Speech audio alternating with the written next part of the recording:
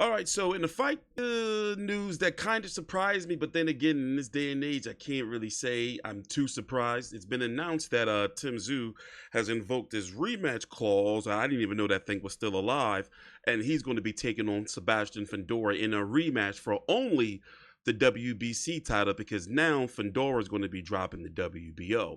Just a few weeks ago, about a month or so ago, Sebastian Fundora was ordered to fight Xander Zayas, a top ranked contender. He's been around for quite some time. He started actually fighting on top ranked cards when he was about 16 or so.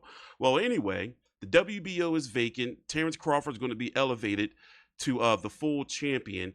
We don't know what they're going to do with Xander Zayas. Crawford may end up dropping the belt as well because I don't see him fighting Xander Zayas. Crawford is linked to fighting Canelo this September if Canelo beats William Skull to regain the IBF title again, two-time undisputed at 168 pounds. That fight is happening in 3 days. It's April the 30th, 2025, 9:40 p.m. Eastern Standard Time. The fight is supposed to be taking place in Vegas. The date they're talking about is July the 20th. And listen to this.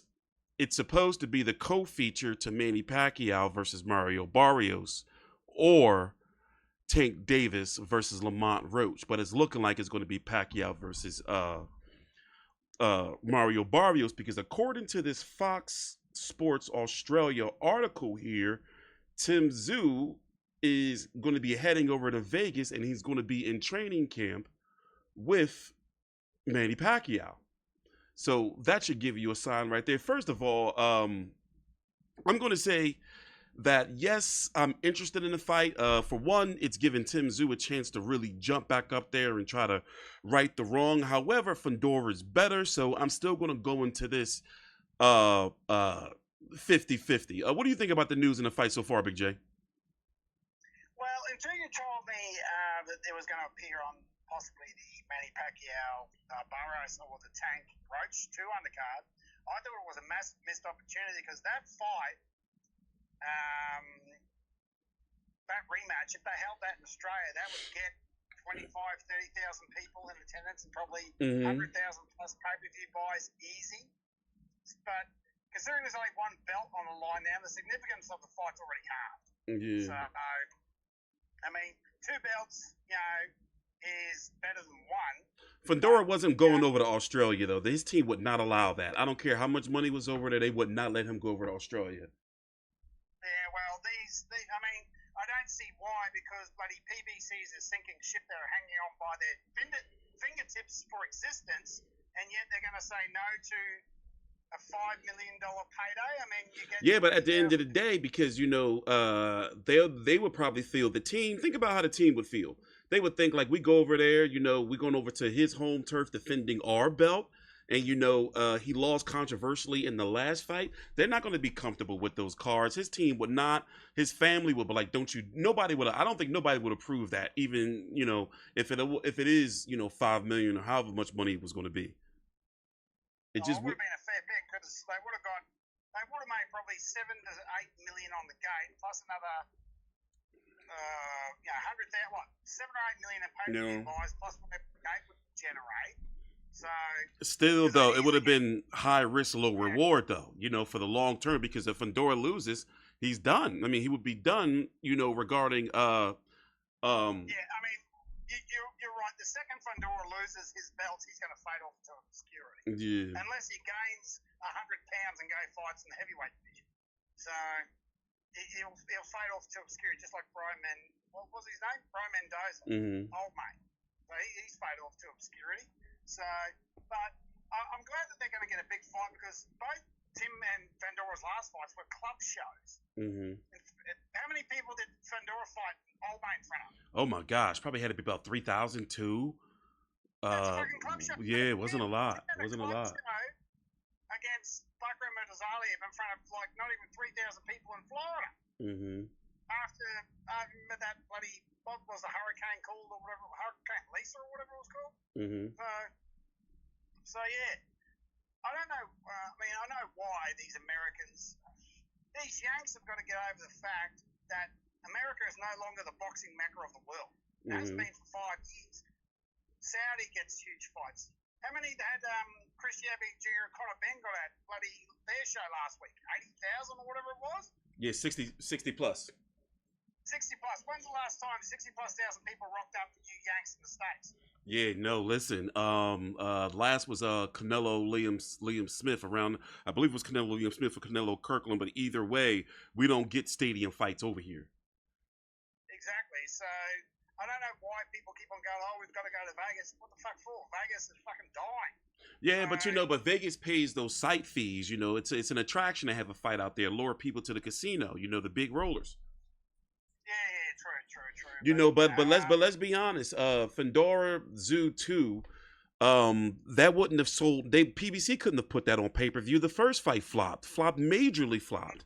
So I'm glad that they're putting this as a chief support to another fight, because look what the Saudis are doing. PBC's got to find a way to keep up, and this is it. I don't blame them for that. They got to do what they do to keep the lights on, as they say. Yeah. Nothing wrong with that.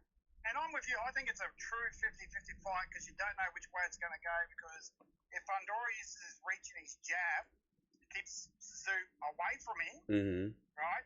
He's going to be in trouble. But if he tries that inside bullshit, Tim's just going to crush his ribs in, and he'll knock him out inside of 6 rounds. Yeah. So, and Tim's still, even though he looked good against Joey Spencer, we all know Joey Spencer was a lower level fighter. Yeah. I mean, let's be honest. Fundora is the luckiest world champion in the world, because he's a C-grade fighter. So, but anyway. Yeah, but Fundora though, even in just that one fight back, he's got that. It seems as though his confidence is higher coming off of that Tszyu win. Absolutely. As it should be, of course. And to his credit, he finally figured out that he's got such a long bloody arm. He used his jab and kept Tim away from him. Yeah. For 7 rounds of that fight. Yeah. Obviously, Tim couldn't bloody see because he had so much blood in his eye. But same with his. Who was old mate that he fought the other day? He used his jab for, kept him off him in that back. So his style has changed. He's fighting as a man who's 6'5", not 5'7". That's his massive advantage. He's got that long reach. He can just jab him and keep him off him all night. So. Well, I know Tim. I mean, Tim gets on the inside, he's fucked. I know Keith Thurman's got to be pissed because according to this interview I'm reading from George Rose with Fox Sports, he's saying that Thurman's pissed. I mean, obviously, it's just like sheesh. Well, I mean, of course Thurman would be pissed because he's missing out on a big payday that he'd get in Australia. Zarafa stuck his hand up and said, I'll fight Keith, but no one's going to give 2 shits about it. That's not going to sell. Yeah. Zarafa fight is not going to sell like a Thurman Tszyu fight. Keith, you shouldn't have pulled out last year when he had the opportunity. Yeah, I mean, it's a better deal overall because, if it's true, not only will Tszyu be fighting for a title, but he may be fighting with worldwide exposure, on Netflix, if that's true. That's a light rumor floating around out there, but most likely it'll be on Amazon Prime, and he'll be fighting on the undercard with Manny Pacquiao. So it'll be and a championship fight for Manny Pacquiao. Controversial when it's announced because Pacquiao was 45 years old, by the way, not ranked and lost his last fight. But nonetheless, boxing is going to be boxing. A Manny Pacquiao card fighting for a world title, that's going to bring in a lot of money. It's going to bring in the nostalgia dollars, as they say. Yeah. So it's a nostalgia fight. So I'll piss myself laughing if Pacquiao wins. Well, I won't because I don't think Barrios is that good of a fighter. I know everybody got their, eyes on Barrios. He just looked at as just the weakest of fighter. Everybody wants a piece of Mario Barrios. Yeah, because who kicked the shit out of him last fight? Abel Ramos, the uncle or the cousin, a family member of Jesus. Basically, he should not have gone life and death with Abel Ramos. Abel Ramos is a how can I say, a step above a journeyman. Yeah, but anyway. He's a stay busy type of fighter. But closing thoughts? Well, I'm looking forward to the fight. If you get the chance, guys, go watch Jai McAllister interview with George Rosie. They go into a bit of depth about the fight. He's a mate of mine. Fucking chump still won't fight me. He's a sook. But anyway. Go watch that. Looking forward to the fight. I really think it's a 50-50 fight, but I'm leaning advantage Tszyu. Because if Tim fights the same way he did in the first fight until he got cut, Fundora's going to get knocked out inside of 6 rounds. But if Fundora uses his jab and his footwork and keeps Tim away from him, it's going to be a very entertaining fight. Yeah, and Tszyu's got to watch out for them elbows. Well, that was a freak accident. But yeah, but still, right. but longer fighters can tend to do that with those elbows because of the way they swing. So, Tszyu still got to be prepared for that, even if Fundora's not doing it intentionally. Especially when taller fighters with long arms fight on the inside, those elbows come around and they can, cut you.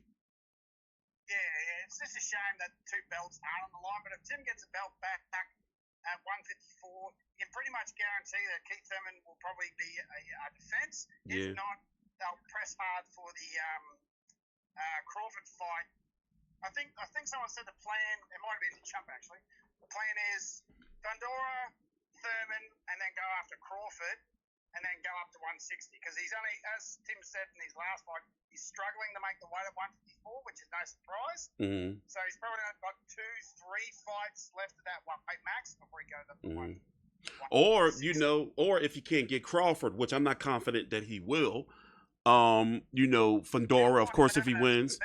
If he gets Fundora, then Thurman, and then go after the Murtazaliev rematch and then move up. I think he'll move up before he goes after Murtazaliev. Yeah. So, all right. I don't see that happening, but definitely Fundora, Thurman, and then possibly Crawford, if not a move up to 160. All right. With that being said, thanks for watching. Please subscribe. You can follow Big J at Old Mate Big J on Twitter and me at TstreeT Controversy. And when the fight's announced, they have their press conference. We're going to be here giving you updates when the fight and, of course, covering fight night when it happens. Thanks for watching. Please subscribe.